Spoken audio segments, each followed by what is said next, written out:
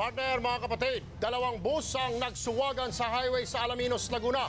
Sa tindi ng salpukan, dead on the spot ang driver. Erwin, ang 27 iba pa sa ospital ang naging biyahe. Ang reklamo pa ng ilan sa mga sugatan, dinedma raw sila ng mga kumpanya ng bus. Romel Lopez, ikwento mo.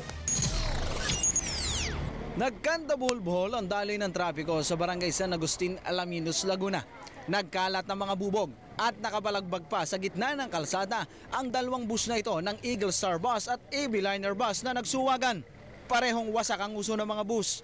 Dead on the spot ang driver ng AB Liner na si Avelino Uria habang 27 pang pasahero ang sa ospital na dinerecho. Batay sa inisyal na investigasyon ng Alaminos PNP, nag-overtake sa sinusundang van ng humaharurot na Eagle Star Bus na papuntang Maynila. Kinain ito ang kabilang lane at sinalpok ang kasalubong na AB Liner na biyaheng Pagdilaw, Quezon.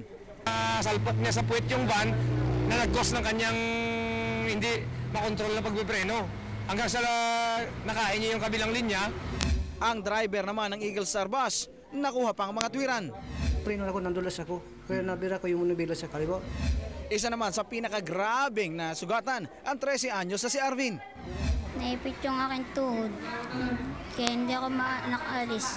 Pagbaba namin, nadugo ng aking ulo. Pero higit sa pasa at bukol, kinaiinis ng ilang mga biktima ang tila kawalang aksyon ng mga bus company sa kanila. Umari ay